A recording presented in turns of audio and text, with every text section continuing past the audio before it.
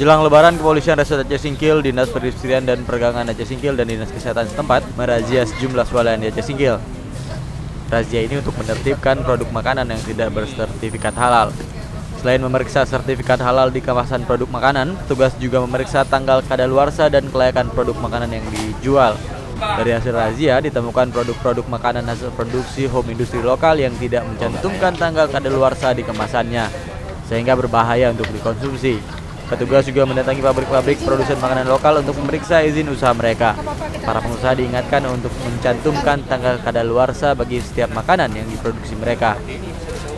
Mengantisipasi barang-barang makanan yang kadaluarsa yang beredar di masyarakat,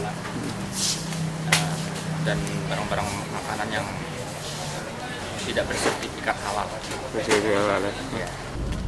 Dalam razia ini, petugas juga mengimbau para pemilik toko untuk tidak memperjualbelikan produk-produk yang tidak mencantumkan sertifikat halal di kemasannya.